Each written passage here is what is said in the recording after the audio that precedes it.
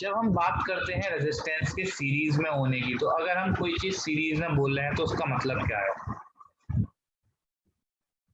Series में हम resistance की ही बात नहीं करते, सीरीज में हम बहुत सारी चीजों के होने की बात करते हैं, जिसका मतलब ये होता है कि इसके अगर किसी चीज के दो एंड्स हैं, अगर किसी चीज के दो एंड्स और वैसी चीज रिपीट की जाए, वैसी चीज ही रिपीट की जाए, किस तरीके से रिपीट की जाए कि इसके आपस में दोनों एंड कनेक्टेड ना हो, सिर्फ एक एंड से एक एंड कनेक्टेड हो और दूसरा एंड दूसरे वाली साइड से कनेक्टेड हो। यानी ये वाला एंड फ्री है इस वाले का, ये वाला एंड इन दोनों में कनेक्शन है, इसमें इन दोनों में कनेक्शन है, तब हम इसे बोलते हैं सीरीज। आपके जो जो भी आपके कनेक्शंस होते हैं घर में, वो दो ही तरीके से किए जाते हैं, या तो सीरीज में या फिर पैरेलल में। सीरीज का मतलब यही होता है कि एक एंड आपके दूसरे एंड से कनेक्टेड होगा, एक एंड सिर्फ दूसरे एंड से कनेक्टेड होगा किसी दूसरी वाली चीज के, और सिर्फ एक ही एंड कनेक्टेड होगा। तो अब इसका मीनिंग समझते हैं कि आखिर कैसे हमें फायदा देती है ये चीज, या इससे हम क्या चीज समझ पाते हैं। से आपके एक ये रजिस्टर था, एक ये रजिस्टर था और एक ये रजिस्टर था। सीरीज का जो कॉन्सेप्ट था वो सबसे पहले तब आया जब देखा गया कि लगातार तीन चीजों में वही इलेक्ट्रॉन फ्लो कर रहे हैं, जो इसमें फ्लो कर रहे थे वही इसमें जा रहे हैं और वही इसमें जा रहे हैं। यानी लाइन बाय लाइन वही इलेक्ट्रॉन अगर तीन चीजों में कंटिन्यूअसली जा रहे हैं, then these things are connected to be in series. से ये R1 रेजिस्टेंस था, ये R2 रेजिस्टेंस था, ये R3 रेजिस्टेंस था, और ये तीनों कनेक्टेड थे आपके सीरीज में।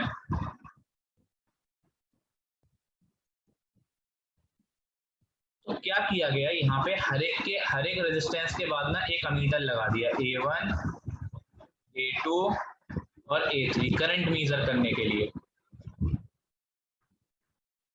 और करंट मेजर करने के लिए जब यहाँ पे रेजिस्टेंस लगाया गया और पूरा सर्किट तैयार किया गया, तो पता ये चला इस केस में कि भाई यहाँ पे ये जो करंट बैटरी से निकल रहा है, ओवरऑल करंट जो बैटरी से निकल रहा है, वही करंट यहाँ पे भी दिखाई दिया उतना, वही करंट यहाँ पे उतना दिखाई दिया, वही करंट यहाँ पे इतना दिखाई दिया। तो समझ में ये आया कि इन चारों एमीटर में वही इलेक्ट्रॉन फ्लो कर रहे हैं, वही इलेक्ट्रॉन जा रहे हैं जो इन रजिस्टर्स में से जा रहे होंगे। यानी करंट की वैल्यू सेम है, number of electrons flow same कर रहे हैं, सेम रेट पे फ्लो कर रहे हैं, तो हम ये कह सकते हैं सीरीज में करंट रिमेन्स सेम।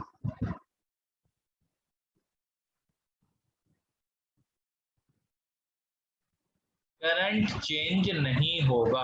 रेजिस्टेंस में अगर सीरीज में लगा दिए जाएं रेजिस्टेंस, तो उनमें कभी भी करंट चेंज नहीं होगा। जो करंट इसमें सिर्फ R1 में से फ्लो कर रहा होगा वही R2 में से फ्लो करेगा, वही R3 में से फ्लो करेगा। अब इस चीज को देखते हुए इस पे और एनालिसिस की गई, तो और एनालिसिस करने के लिए उन्होंने सर्किट डायग्राम थोड़ा चेंज किया गया। तो मैं एक सर्किट बना रहा हूँ जो एक्चुअल में अब हम यूज करेंगे सीरीज में पता करने के लिए। ये तो अब तक हमने सिर्फ सीरीज पता करने के लिए था कि आखिर हम सीरीज कैसे पता करते हैं।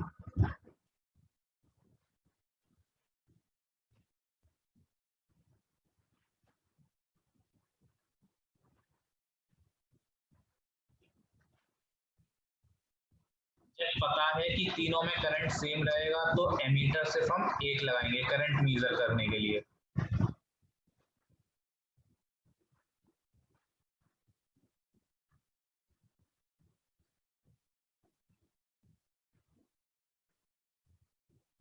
ये स्विच है।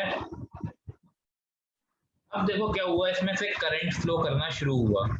समझना इस चीज को थोड़ा सा, पॉजिटिव एंड से कनेक्टेड था, यहाँ से करंट फ्लो कर रहा था, से आई करंट जा रहा था, सर्किट में से आई करंट जा रहा था, वही करंट इसमें से गया, वही करंट इसमें से गया, इसमें से होते होते होते होते होते होते और यहाँ से बैटरी में वापस आ गया। मगर हुआ ये, यहाँ पे ये डिफरेंट रेजिस्टेंस थे, ये R1, ये R2, ये R3। इलेक्ट्रॉन वही पास हुए हैं, उतनी देर में पास हुए हैं, ये तो समझ में आ रहा है, मगर डिफरेंट रेजिस्टेंस होने से किस चीज पे फर्क पड़ा होगा? इन रेजिस्टेंस, इससे जो फर्क पड़ा होगा वो ये हुआ होगा कि यहाँ पे जो पोटेंशियल डिफरेंस क्रिएट हुआ होगा, जो हम वोल्ट मीटर से नापेंगे, V1, यहाँ पे नापा V2 और यहाँ पे जो नापा V3, ये यहाँ पे जो पोटेंशियल डिफरेंस क्रिएट होगा वो अलग अलग होगा, वो अलग अलग पोटेंशियल डिफरेंस क्रिएट होगा। तो यहाँ से एक बात और समझ में आ जाती है कि करंट तो सेम रहता है, मगर potential difference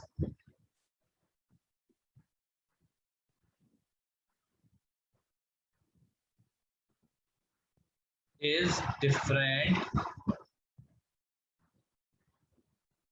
in each resistor, in each resistance। यहाँ पे करंट सेम है मगर हर एक रेजिस्टेंस में, तो वो हमें क्या स्पेशलिटी बताता है कि आपके रेजिस्टेंस सीरीज में कनेक्टेड हैं। चलो मान लिया ये बात, तो क्या अगर ये V वोल्ट की बैटरी है तो क्या हमारा V1 plus V2 plus V3 V के बराबर होगा क्या? Let us check.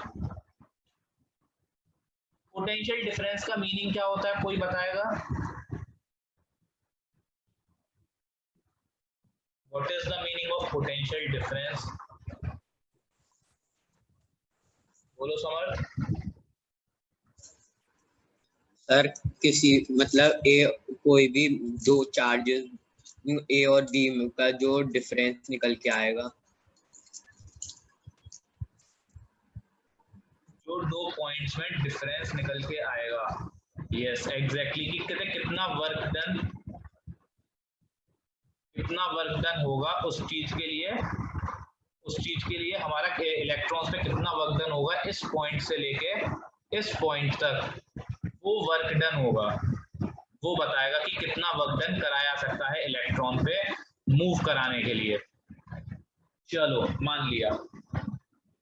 और यहाँ पे R1 रेजिस्टेंस में क्या होगा कि यहाँ से लेके यहाँ तक, ये वाला पॉइंट है, यहाँ तक इस वाले पॉइंट तक, इस वाले पॉइंट से इस वाले पॉइंट तक कितना वर्क डन हुआ वो V1 बताएगा।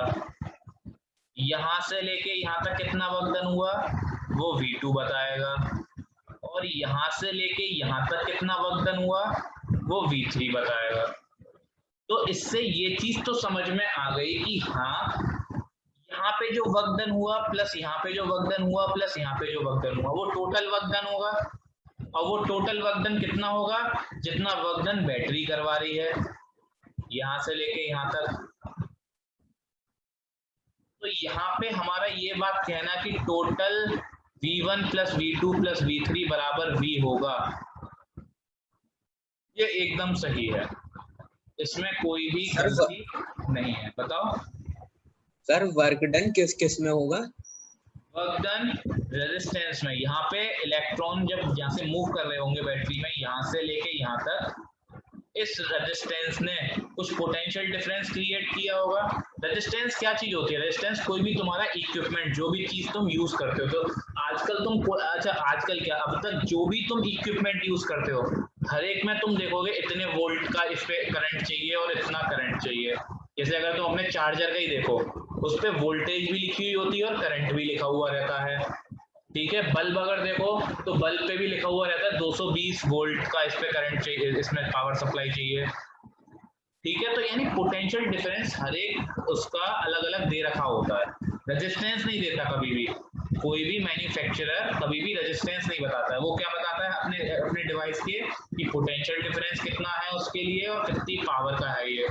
जैसे कुछ कुछ चीजें पावर के बेसिस पे आती हैं, कुछ कुछ चीजें करंट के बेसिस पे आती हैं, मगर पोटेंशियल डिफरेंस सब पे लिखा हुआ रहता है कि इतने वोल्ट की है, ये इतने वोल्ट की है, ये इतने वोल्ट की है। यानी वो अकेला डिवाइस अगर वर्क डन करवाएगा अपने अंदर से, वो उसको बताता है। यानी ये वाला रेजिस्टेंस अपने अंदर कितना वर्क डन करवाएगा, V1 वर्क डन करवाएगा, यहाँ पे V2 करवाएगा और यहाँ पे V3 करवाएगा, डिफरेंट डिफरेंट रेजिस्टेंस। और टोटल अगर मैं मिला दूं कितना वर्क डन होगा, यहाँ से लेके यहाँ तक का वर्क डन होगा, इस पॉइंट से इस पॉइंट तक का वर्क डन होगा। दैट मीन्स ये जो वर्क डन है यहाँ से लेके यहाँ तक का, वो कौन प्रोवाइड करा रहा है? ये तो यहाँ पे रेजिस्टेंस की मदद से हमने कैलकुलेट करा है, एक्चुअल में ये कौन प्रोवाइड करा रहा है? ये बैटरी करवा रही है, पावर सोर्स।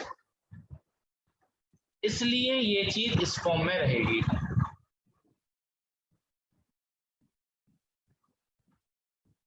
ठीक, और यहाँ पे ये हमें लिखना एकदम गलत नहीं रहेगा, एकदम सही रहेगा। तो अब यहाँ पे बात ये आती है, हमें तो ये पता है ओम्स लॉ के according, by Ohm's law, Ohm's law ने ये कहा कि भाई आपका V इक्वल टू तो IR होता है, V इक्वल टू IR होता है। तो क्या ये हर एक रेजिस्टेंस पे अलग अलग वेरी कर रहा होगा? तो कहूंगा यस। यहाँ पे ये V1 equal to I1 R1, V2 equal to I2 R2 और V3 equal to I3 R3।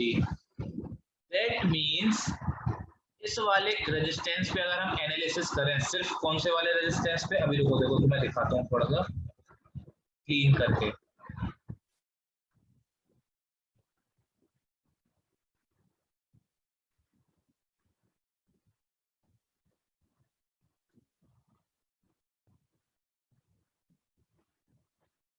तो अगर मैं सिर्फ इस वाले रेजिस्टेंस पे करूं और इसमें जा रहा है I1 करंट और V1 पोटेंशियल डिफरेंस है और R1 इस रेजिस्टेंस की वैल्यू, तो ओम्स लॉ के according V1 equal to I1 R1, इस वाले रेजिस्टेंस पे V2 equal to I2 R2 और इस वाले रेजिस्टेंस पे V3 equal to I3 R3। तो यहाँ पे जो मैंने लिखा है, मुझे ये बताओ कि यहाँ पे कोई चीज ऐसी लग रही है कि भैया आपने ये चीज तो गलत लिखी हुई है, आपने कुछ और बताया था और यहाँ पे कुछ और लिख रहे हो? जस्ट अभी एक चीज बताइए और मैं कुछ उसी चीज को मैं ना जानबूझ के थोड़ा सा अलग तरीके से लिखा है।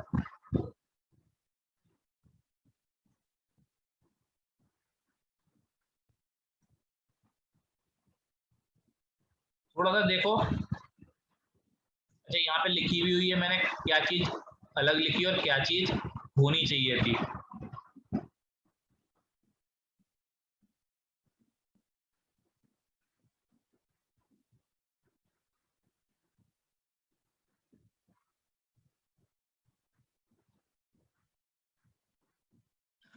नहीं समझ में आ रहा, चलो देख लेते हैं। यहाँ पे मैंने ये लाइन लिखी है, करंट रिमेन सेम, हर एक रजिस्टर में करंट क्या रहेगा? सेम। और यहाँ पे मैं I1 I2 I3 तीनों में डिफरेंट लिख रहा हूँ। एक्चुअल में क्या होना चाहिए? I1 equal to I2 equal to I3 equal to कितना?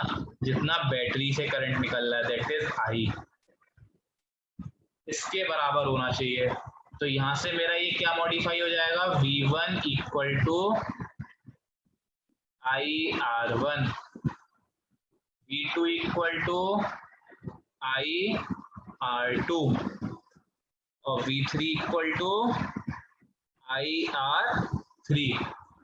देखो मैं तुम्हें चाहूं तो डायरेक्ट फॉर्मूला बता दूं कि भैया आपका ये होता है इक्विवेलेंट रेजिस्टेंस का सीरीज में ये, बट उससे कोई फायदा नहीं होगा जब तक आप इस वाली एनालिसिस को नहीं समझोगे ना कि हम आखिर क्या कर रहे हैं और क्यों कर रहे हैं, तब तक आपको क्वेश्चंस इसके नहीं हो पाएंगे।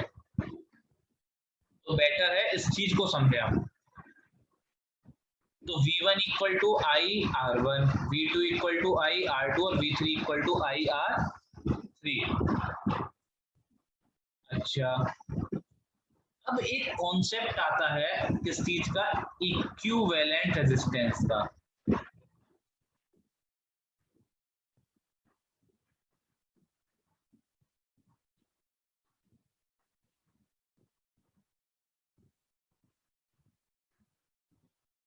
किसी ने बोला कि भाई हम ये यहाँ पे तीन तीन रेजिस्टेंस यूज कर ही क्यों रहे हैं, क्या हम ऐसा नहीं कर सकते कि क्या इन तीनों की बजाय सिर्फ एक रेजिस्टेंस ऐसा लगाएं,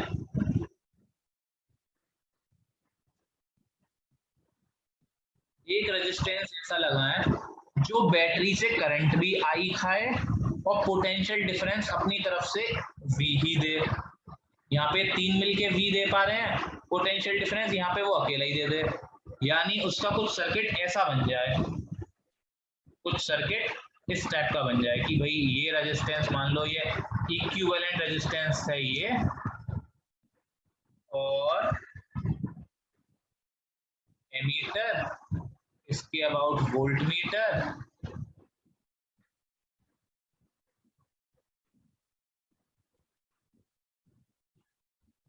और ये बैटरी V वोल्ट की बैटरी हो, करंट I जा रहा हो और यहाँ से लेके यहाँ तक भी पोटेंशियल ड्रॉप कितना हो रहा हो, V हो रहा हो।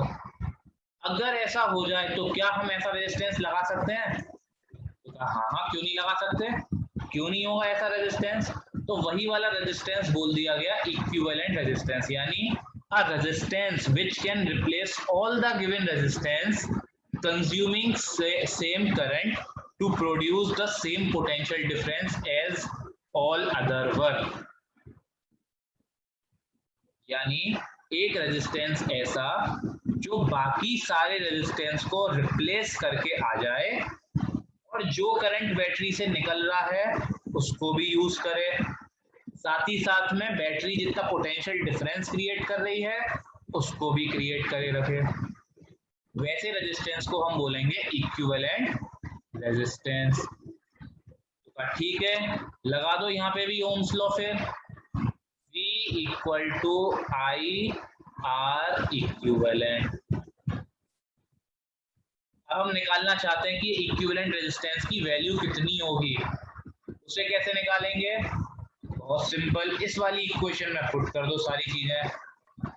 V1 इक्वल टू, देखो इस वाली इक्वेशन में जब पुट करोगे V1 की वैल्यू IR1 प्लस V2 की वैल्यू IR2 कर दो, प्लस V3 की वैल्यू IR3,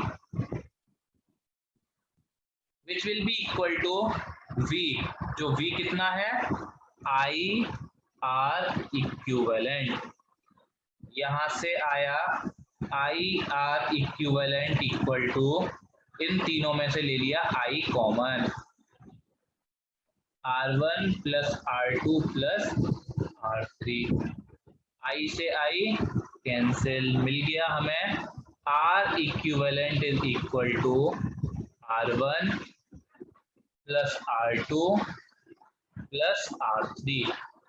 दैट मीन्स ये हम बोल सकते हैं कि equivalent resistance in case of series is arithmetic sum of all the resistance.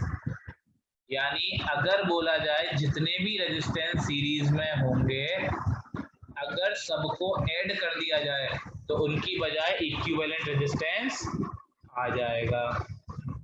इतना जल्दी से नोट करो